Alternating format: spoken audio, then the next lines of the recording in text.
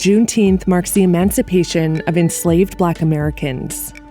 Long a regional holiday in the South, it became the newest U.S. federal holiday in 2021 under U.S. President Joe Biden.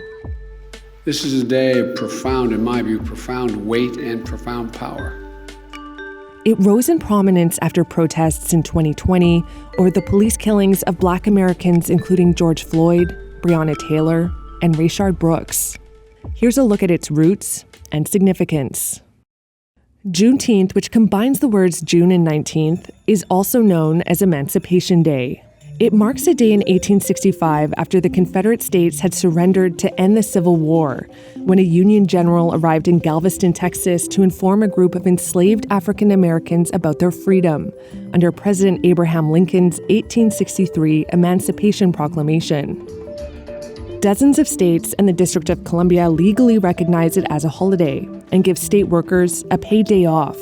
It's in part a celebration, but Juneteenth is also observed solemnly, honoring those who suffered as a result of slavery in the U.S. over hundreds of years. After emancipation, the country imposed a draconian system of racial segregation.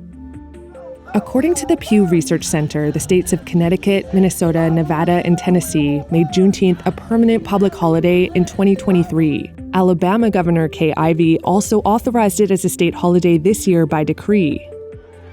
4 years after tensions flared over the killing of Black Americans at the hands of police, race remains a sensitive issue. In Florida and other states, some conservatives are trying to change the way Black history is taught in public schools. Since last year's Juneteenth, the conservative-majority U.S. Supreme Court ruled that universities can no longer consider race as a factor in student admissions. That decision ended affirmative action programs used by many U.S. schools to increase the number of Black, Hispanic, and other students from underrepresented communities. Biden and Vice President Kamala Harris marked the day earlier in June with a concert at the White House that paid tribute to civil rights activists who were awarded the Presidential Medal of Freedom.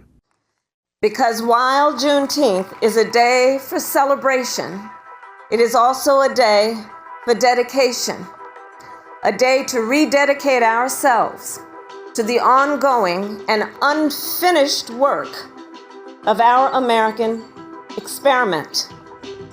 U.S. government employees have the day off from work. So do workers at some private businesses. Traditionally, Juneteenth celebrations include parades, marches, and barbecues.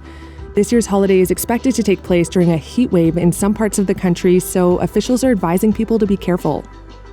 Other events will strike a more somber tone, with organizers using the day to draw attention to today's racial inequities they say stem from the legacy of slavery and structural racism.